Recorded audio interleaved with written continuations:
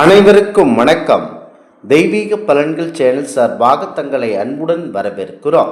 இன்று நம் காணொளியில் காண விரும்புவது நீங்கள் வழங்கக்கூடிய தானம் மற்றும் பொருட்களும் அதற்குரிய பலன்கள் என்ன என்பதை பற்றி இந்த காணொளியில் பார்க்கலாம். வாருங்கள் காணொளிக்கு செல்லலாம். மறக்காமல் ஒரு சப்ஸ்கிரைப் செய்யவும். கோதானம் செய்தால் பித்ருக்களுடைய சாபம் கண்டிப்பாக தீருமாகும். மஞ்சள் தானம் மங்களம் உண்டாகி வாழ்க்கையில் மகிழ்ச்சி பெருகும். ஆடை தானம் உங்களுக்கு சகல ரோக நிவர்த்தி தருகிறது. சில தானம் தில தானம் என்றால் எல்லாகும்.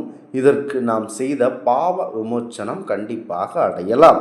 வெள்ளத்தை தானமாக அளித்தால் கண்டிப்பாக நம்முடைய குலம் தழைக்கும்.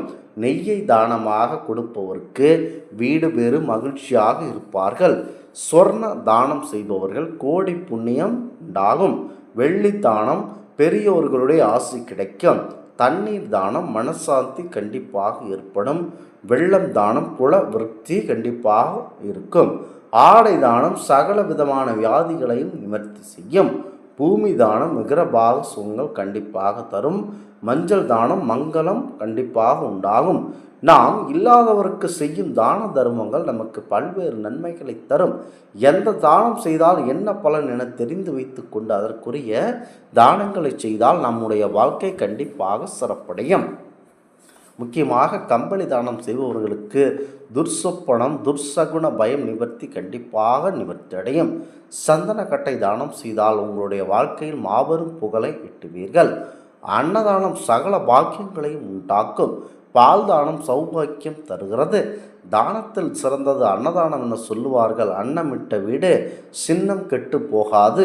பொன்பொருள் எவ்வளவு கொடுத்தாலும் மனம் திருப்தி கொள்வதில்லை. ஆனால் ஒரு மனிதன் வேண்டாம் என்று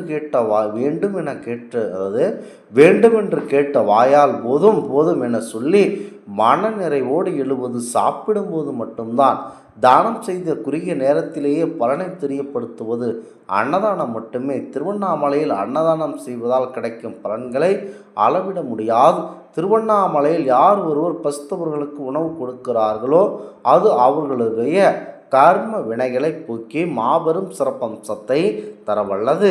முக்கியமாக எந்த தினத்தில் நீங்கள் கண்டிப்பாக தானம் செய்தால் என்ன பலன் கிடைக்கும் எனால், ஜனாதன தர்மத்தில் தானம் செய்தால் இறைவனுடைய அருளை பெற முடியும் என ஒரு சிறந்த வழியாக இருக்கிறது. தானத்திற்கும் தர்மத்திற்கும் பெரிய வித்தியாசம் உள்ளது. தானம் என்பது எதையோ எதிர்பார்த்து செய்வது. வேறு எந்த நோக்கம் இல்லாவிட்டாலும் இறைவனின் அருளை பெற தானம் செய்கின்றனர். தர்மம் என்பது முற்றிலும் எதையும் எதிர்பார்க்காமல் செய்வது என கூறப்படுகிறது. இறைவனின் அருளையும் அவர்கள் எதிர்பார்த்து எதுவும் தருவதில்லை. தானம் செய்து இறைவனுடைய ஆசிகளை பெற விரும்புபவர்கள் எந்த நாள் என்ன தானம் செய்யலாம் என்பதை கண்டிப்பாக அறிந்து வைத்துக் கொள்ளுங்கள். தானம் செய்ய நாளும் கிழமையும் பார்க்க வேண்டியதில்லை என்றாலும் வாரத்தின் ஒவ்வொரு நாளும் ஒவ்வொரு கடவுளின் ஆதிக்கம் நிறைந்திருக்கிறது. அந்த தினத்தில் அந்த கடவுள் மனம் குளிர தானம் செய்தால் அவருடைய ஆசையை நாம் கட்டாயம் பெற முடியும். தானத்தில் இறைவனின் ஆசிகளை மட்டும் பெறவில்லை, பொருள் இல்லாதவர்களுக்கு பொருள் கொடுப்பதன் மூலம் அவர்களுக்கு தற்காலிக மகிழ்ச்சி நாம் தருகிறோம். மற்றவர்களை திருப்திப்படுத்துவதன் மூலம் மன அமைதி நமக்கு கிடைக்கும். இல்லாதவர் பெரும் தானத்தின் மூலம் அவர்கள் வாழ்வு மேன்மை அடைய முடியும். எந்த தினத்தில் என்ன தானம் செய்தால் என்ன பலன் கிடைக்கும் என்பதை கண்டிப்பாக தெரிந்து வைத்துக் கொள்ளுங்கள். ஞாயிற்றுக்கிழமை வாரத்தின் தொடக்க நாளான இன்று சூரிய பெருமானுக்கு சிறப்பு நாளாகும். சூரியன் புகழ் கௌரவம் மற்றும் ஆரோக்கியத்தை தருபவர். அன்று முக்கியமாக வெள்ளம் அரிசி பருப்பு உள்ளிட்ட உணவுப் பொருட்களை மஞ்சள் நிற ஆடைகளை தானம் செய்வது சூரிய பகவானின் மனதை குளிர்விக்கும். அதனால் நம்முடைய வாழ்க்கை எந்த தொழில் தொடங்கினாலும் மாபெரும் வெற்றி காண அம்சமாக இருக்கும். தொலைதூர பயணம் செல்லும் போதும் சூரிய பகவான் நமக்கு துணையாக இருப்பார். அடுத்ததாக திங்கட்கிழமையில் என்ன தானம் செய்யலாம் என பார்க்கலாம். சந்திரபெருமானுக்கு உரிய தினமாக இது இருக்கிறது. இவர் அழகு மனம் நீர் அமைதி ஆகியவற்றை தருபவர். அன்று பால் அரிசி தயிர் வெண்ணெய் வெள்ளை உடை வெள்ளி மற்றும் முத்துக்கள் போன்றவற்றை தானம் செய்து சந்திர பகவானுடைய அருளை பெறலாம். மனோகாரகனான சந்திர பகவானை இவ்வாறு செய்வதன் மூலம் நாம் அவருடைய மனதை வெல்ல முடியும். ஆனால் அவருக்கு நல்ல அறிவை கொடுத்து வாழ்க்கையில் முன்னேற சந்தர்ப்பத்தை ஏற்படுத்தி தருவார். அடுத்ததாக செவ்வாய் அங்காரகன் அல்லது முருகப்பெருமானுக்கு சிறப்பு நாள் இது. தைரியம், சக்தி, வெற்றி நிலத்தின் அதிபதியாக அங்காரகன் இருக்கிறார்.